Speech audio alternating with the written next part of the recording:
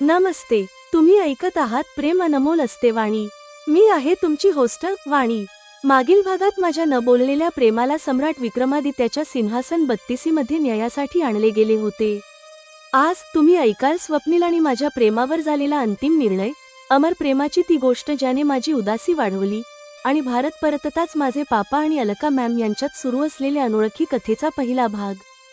स्वप्नातील अंतिम न्याय सम्राटाचा निष्कर्ष. स्वप्नीलने माझ्या अविवाहित राहण्याच्या इच्छेला आपल्या शांततेचे कारण सांगितले.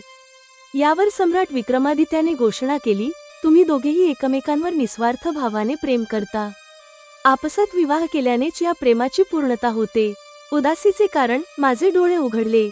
मला समजले नाही की हे स्वप्न होते की कल्पना, पण सम्राटाचे समाधान तेच होते जे राशीलला हवे होते. माझ्या उदासीचे कारण आता केवळ स्वप्नीलची आठवण होती.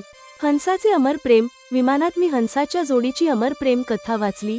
हेन्सेलच्या मृत्यूनंतर आठवडाभराच्या आतच ग्रेटलनेही जगाचा निरोप घेतला होता. हे वाचून माझी उदासी अजून वाढली. मला वाटले की खरे प्रेम असे असते. यक्ष प्रश्न. मला वाटले की माझ्या नशिबात स्वप्नीलशी जोडले जाणेच लिहिले आहे, पण आताही यक्ष प्रश्न हाच होता. मी स्वप्नीलशी लग्न करून पापांना एकटे सोडून अमेरिकेला कशी जाऊ शकते? भारत वापसी आणि घराचे रहस्य. अलका मॅमची सूचना. विमानतळावर अलका मॅमचा फोन आला. त्यांनी मला आणि पापांना आपल्या घरी जेवणासाठी बोलावले. पापा मॅमच्या घरी जेवायला का जात आहेत? पापांचा आनंद. घरी पोहोचल्यावर मला आश्चर्य वाटले. माझे पापा आधीपेक्षा जास्त मजबूत आणि फिट दिसत होते. विवाहाचा राग. अलका मॅमने पापांसमोरही माझे लग्नासाठी मन वळवण्याचा प्रयत्न केला आणि पापांनीही त्यांना साथ दिली. पण माझ्या मनात एक गोष्ट अडकली. पापा वारंवार मॅमला अलका बहीणजी का म्हणत होते? यावरून हे स्पष्ट झाले की पापांच्या मनात मॅमबद्दलचे प्रेम हे भाऊ बहिणीचे होते. रात्रीचा खुलासा. रात्री जेव्हा मला झोप आली नाही, तेव्हा मी पापांच्या खोलीत गेले. पापांनी माझी उत्सुकता ओळखली आणि सांगितले, अलका खूप परोपकारी महिला आहे. तू ज्या दिवशी अमेरिकेला रवाना झाली होतीस, त्या दिवसापासून त्यांनी माझी काळजी अशा प्रकारे घेतली जणू त्या माझी धाकटी बहीण आहेत. पापांची देखभाल. पापांनी सांगितले की अमेरिकेतील माझ्या वास्तव्यादरम्यान त्यांना एकदाही स्वतःसाठी स्वतः जेवण बनवावे लागले नाही. पुढच्या भागाची उत्सुकता. अलका मॅमने पापा घरून निघताच त्यांना फोन का केला? आणि त्यांनी पापांच्या जेवणाची आणि देखभालीची सोय कशी केली? पापा आणि अलका मॅम यांच्यातील प्रेमाच्या या नवीन नात्याचे रहस्य काय आहे? जाणून घेण्यासाठी ऐकत राहा प्रेम अनमोल असते वाणी मध्ये. तुम्ही ऐकाल भाग 59. विक्रमादित्याचा न्याय. अमर प्रेमाची कथा आणि पापांचे रहस्य. सम्राटाने न्याय देण्याच्या प्रक्रियेत मलाच अडकवले आहे. त्यांनी माझ्या प्रेमाच्या अपेक्षेला विवाहापर्यंत नेऊन ठेवले आहे. महाराज, स्वप्नीलचे माझ्यावरचे प्रेम तर उघड झाले आहे, पण आमचा विवाह कसा शक्य आहे? मला भारतातच राहायचे आहे तर स्वप्नील अमेरिकेत राहतो आणि तिथला नागरिक आहे. मी धीम्या आवाजात समस्या सांगितली आहे. महाराज, वाणीला अविवाहित राहायचे आहे.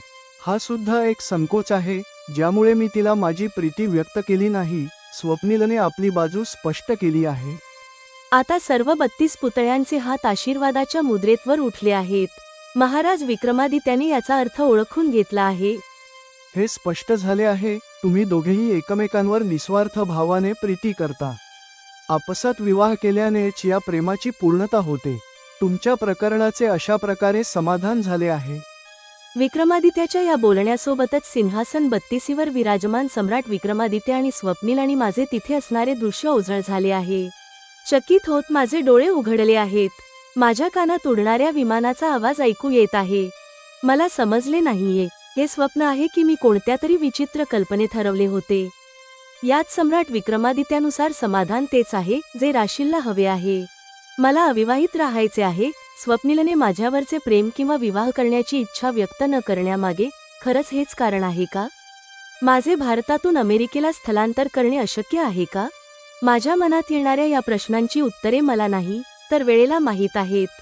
मी माझ्या कर्तव्यात व्यस्त झाल्यावर वेळेनुसार स्वप्नीलला विसरून जाईन, हे सुद्धा शक्य आहे. किंवा असेही होऊ शकते की स्वप्नीलचे प्रेम मला लग्नासाठी आणि भारत सोडण्यासाठी, या दोन्ही गोष्टींसाठी तयार करेल. इतक्या दिवसांनंतर भारतात परतताना मला उत्साही वाटायला हवे. मला पापा आणि अलका मॅम यांची आठवण यायला हवी. तसे होत नाहीये. मी उदास आहे आणि उदासीचे कारण केवळ स्वप्नीलची आठवण आहे. संपूर्ण प्रवासात माझ्या मनात स्वप्नीलसोबत घालवलेल्या वेळेच्या लहान मोठ्या सर्व गोष्टी येत राहिल्या आहेत. मी विमानातील मासिक उचलले आहे. पाने उलटता उलटता माझी नजर हंसाच्या जोडीच्या अमर प्रेमाच्या कथेवर गेली. मी वाचले, इंग्लंडच्या क्लिथॉर्प्समध्ये एक बोटिंग लेक आहे, जिथे वर्षांपासून हेन्सेल आणि ग्रेटल नावाच्या 2 हंसांची जोडी सोबत राहताना दिसायची. 2022च्या हिवाळ्यात तलावाचे पाणी गोठले होते. हेन्सेल आणि ग्रेटल दोन्ही हंस बर्फात वाईट अडकले होते. कशीबशी मादी ग्रेटलला वाचवून बाहेर काढले, पण तोपर्यंत नर हंस हेन्सेलचे शरीर बर्फात गोठले होते. या कारणाने त्याचा मृत्यू झाला होता.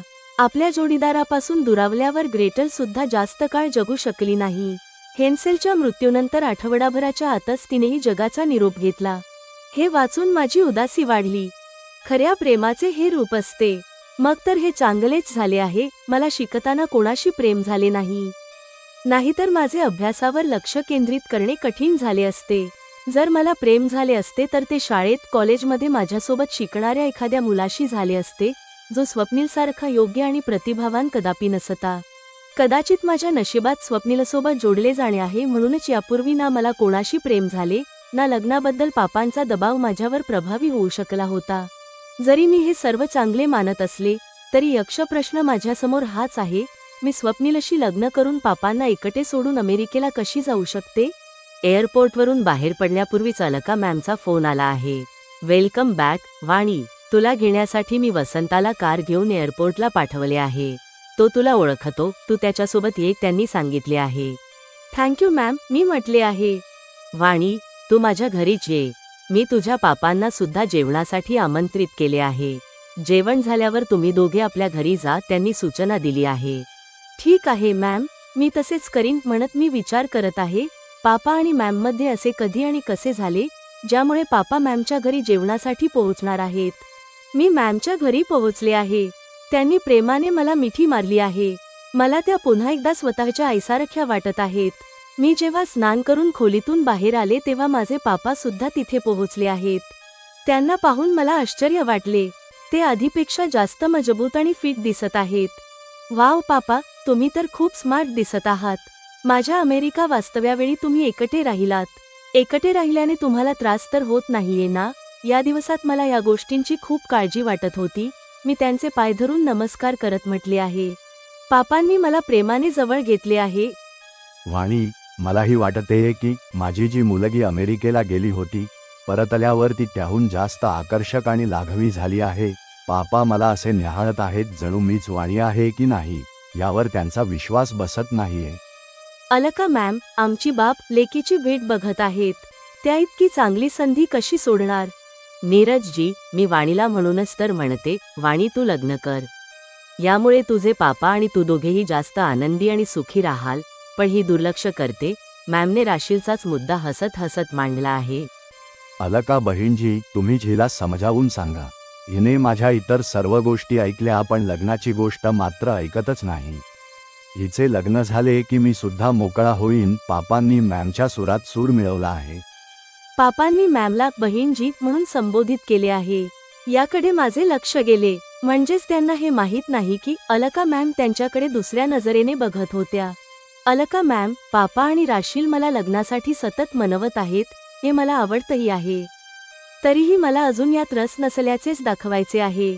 अजूनही मला माझ्या आणि स्वप्नीलच्या लग्नात असा कोणताही मार्ग दिसत नाहीये, ज्यात पापांना एकटे राहावे लागणार नाही.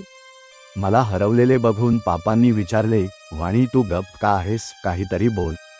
पापा, मला झोप येते. मी जेवण करून झोपू इच्छिते, मी धीम्या आवाजात म्हटले आहे. तुला जेट लॅग झाला आहे. ठीक आहे, तू जेवण करून घे आणि मग थोडा वेळ झोप, म्हणत मॅम उठल्या आहेत. चला नीरजजी, आपण जेवण करून घेऊया, म्हणत त्या निघाल्या.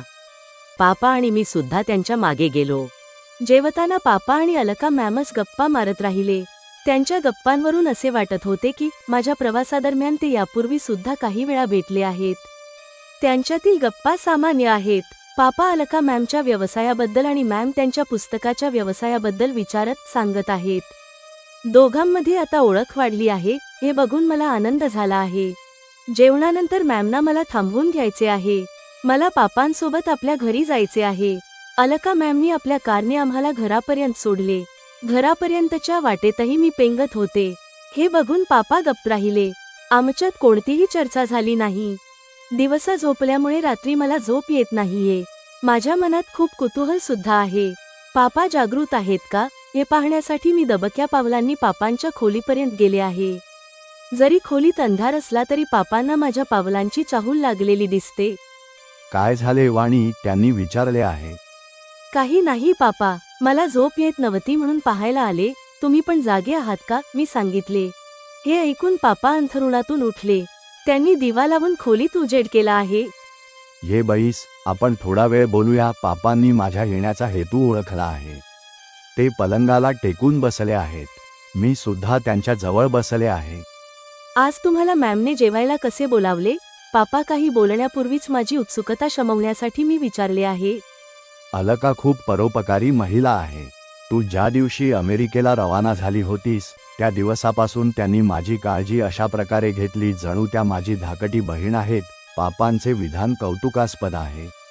अलका मॅमसाठी बहीण शब्दाचा प्रयोग पापा वारंवार करत आहेत. यावरून स्पष्ट झाले की पापांच्या मनात मॅमबद्दल भाऊ बहिणीचे प्रेम आहे. यावरून हेही समजते की त्यांच्यासाठी अलका मॅमने आपली प्रीती केवळ आपुलकीच्या रूपातच व्यक्त केली आहे. हो, त्या आहेतच परोपकारी. मला याबद्दल सविस्तर ऐकायचे आहे. पापांनी माझी जिज्ञासा ओळखली आहे. या दिवसात जेव्हा तू इथे नव्हतीस तेव्हा मला एकदाही स्वतःसाठी स्वतः जेवण बनवावे लागले नाही. तू जाताच बहिणजींचा फोन आला होता.